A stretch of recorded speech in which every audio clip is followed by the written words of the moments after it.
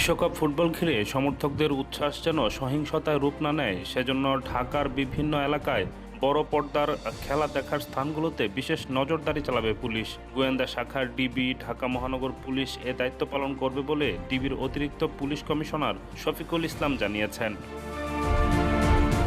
শুক্রবার বিকেলে মিন্টু রোডে ডিএমপির মিডিয়া সেন্টারে ব্রিফিংয়ে এসে তিনি বলেন, রাজধানীর বিভিন্ন স্থানে বড় পর্দায় খেলা দেখার আয়োজন করা হয়। ডিএমপির সব থানাকে নির্দেশনা দেওয়া হয়েছে কোথায় কোথায় এ ধরনের আয়োজন রয়েছে তা শনাক্ত করে আয়োজকদের সঙ্গে যোগাযোগ রাখতে। থানা, পুলিশ এবং ডিবি উভয় পক্ষ থেকেই সেখানে সদস্য মোতায়েন থাকবে, যেন কোনো অনাকাঙ্ক্ষিত ঘটনা না ঘটে। সবার প্রতি আমাদের অনুরোধ, আমরা আনন্দ করব, অবশ্যই পক্ষ বিপক্ষ থাকবে, সবার একমত হবে না, এটাই আনন্দ, এটাই খেলার সৌন্দর্যতা, এটাই সাপোর্টারের সৌন্দর্যতা।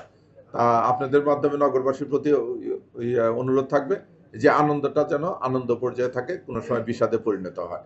আর আমরা পরস্পর প্রতি সহনশীল হব। আমরা ওই যেটা বলি যে অপোজিট পক্ষকে আমরা মেনে নেব। খেলায় হার জিত থাকবে, যেটা হোক আমি আমারটা নিয়ে আনন্দ করব, অপরকেও তার সুযোগ দিতে হবে তারটা নিয়ে আনন্দ করার জন্য।